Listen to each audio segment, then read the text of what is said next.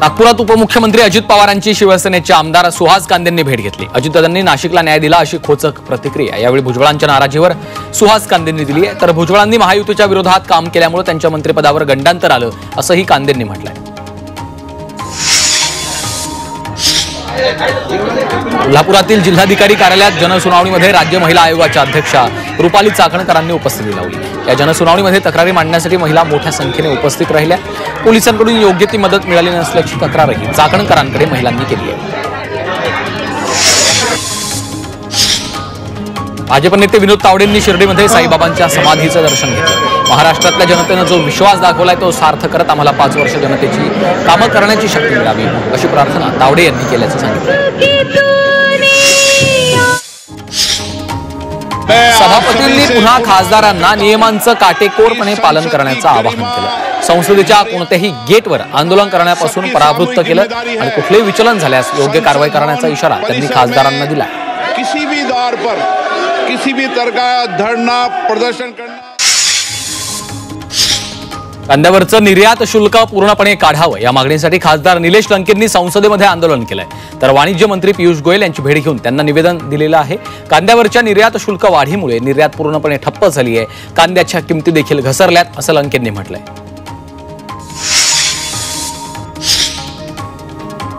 मुंबईत भाजपच्या विरोधात काँग्रेस आक्रमक झाली आहे। मंत्रालयाच्या समोर काँग्रेसने आंदोलन केलं। दरम्यान अमित शहांच्या राजीनाम्याची मागणी करण्यात आलेली आहे। पोलिसांकडून आंदोलकांची धरपकडही करण्यात आली।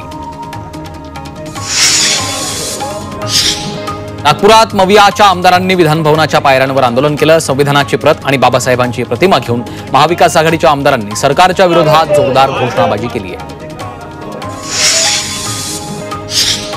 नागपूरमध्ये आंबेडकरी अनुयायांनी विधानभवनावर मोर्चा काढलाय। परभणीमधील हत्याकांड तसंच अमित शहा यांच्या वक्तव्याचा निषेध करता आंदोलन करण्यात आलेलं आहे। अमित शहा यांचा राजीनामा घ्यावा अशी मागणी यावेळी केली आहे। येवल्यात भीमसैनिक यांनी आंबेडकरवादी नागरिकांनी धरणे आंदोलन केले। अमित शहा यांच्या विरोधात अॅट्रॉसिटीचा गुन्हा दाखल करावा अशी मागणी आंदोलक करतायत।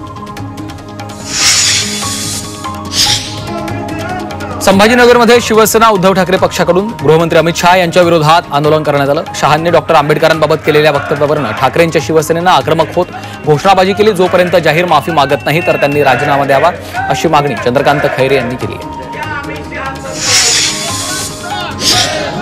जालन्यात शिवसेना ठाकरे पक्षाकडून गृहमंत्री अमित शहांच्या विरोधात आंदोलन करण्यात आलं। अमित शहांनी आंबेडकरांविषयी केलेल्या वादग्रस्त वक्तव्याचा निषेधही नोंदवण्यात आला। दरम्यान अमित शहा यांच्या विरोधात घोषणाबाजी करत त्यांनी राजीनामा द्यावा अशी मागणी केली।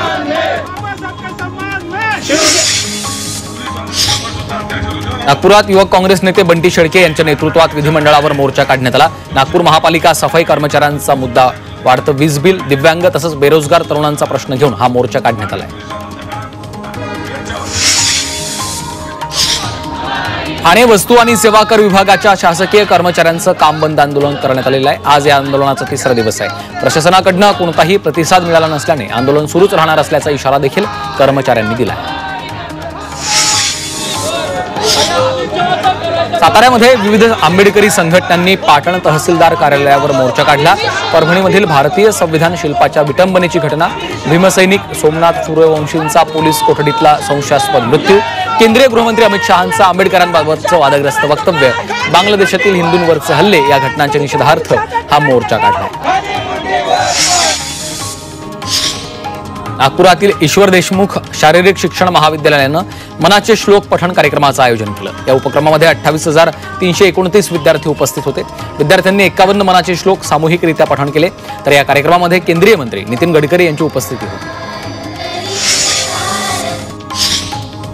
संभाजीनगरात 2 महिन्यात 10,000पेक्षा जास्त विदेशी पर्यटकांनी भेट दिली आहे। विदेशींना वेरूळ लेणीची भुरळ असून बिबिका मकबराचं आकर्षण आहे। त्यामुळे पर्यटकांच्या संख्येत मोठी वाढ झाली आहे। रत्नागिरी जिल्ह्याच्या इतिहासात पहिल्यांदाच वेरूळ शासकीय आदिवासी आश्रमशाळेमध्ये तालुकास्तरीय विज्ञान प्रदर्शन भरलेलं आहे। इथं 52 वर्षात पहिल्यांदाच विज्ञान प्रदर्शन भरलं। यामध्ये ग्रंथ दिंडी गावात गेली तेव्हा गावकऱ्यांनी दिंडीची पूजा केली। या विज्ञान प्रदर्शनामध्ये ग्रामीण भागातल्या विद्यार्थ्यांनी वेगवेगळे 50 मॉडेल्स ठेवले। पुण्यातील 1890 पासूनच्या उतार्याचं डिजिटलायझेशन होणार आहे. त्यामुळे 1890 पासून जन्ममृत्यू नोंदणी दाखल्यांसह 7/12 फेरफार विविध प्रकारच्या उतार्यांच्या 3.25 कोटी दस्तावेजांचं डिजिटायझेशन होणार आहे. म्हाडाच्या पुणे विभागातील 6,000 घरांसाठी 68,000पेक्षा अधिक अर्ज आले. त्यामुळे या योजनेला 31 डिसेंबरपर्यंत मुदतवाढ देण्यात आलेली आहे. दिवाळी आणि विधानसभा निवडणुकीमुळे मुदतवाढ देण्याची मागणी नागरिकांनी केली होती.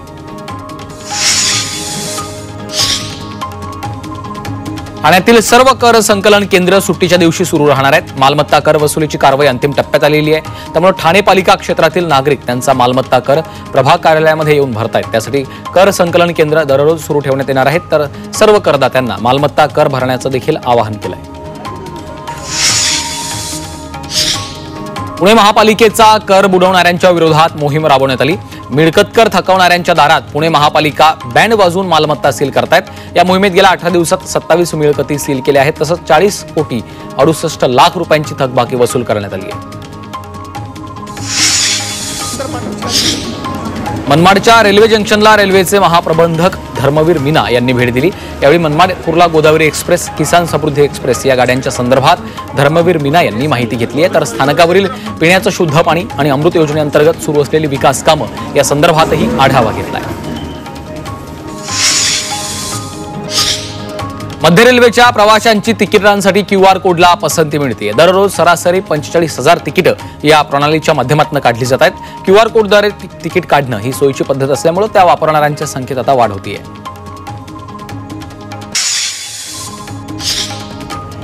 जळगावच्या सुतारवाडी परिसरातील अंगणवाडीत लहान मुलांच्या पोषण आहारात अळ्या सापडलेल्या आहेत. त्यामुळे पालकांनी तहसील कार्यालयावर मोर्चा काढत संबंधितांवर कारवाईची मागणी केलेली आहे. यासाठी CDPO कडनं ठेकेदारावर कारवाई केली जाणार आहे. पिंपरी चिंचवडमध्ये पुण्याला जोडण्यासाठी वाकड ते बालेवाडी हा मार्ग तयार करण्यात आला.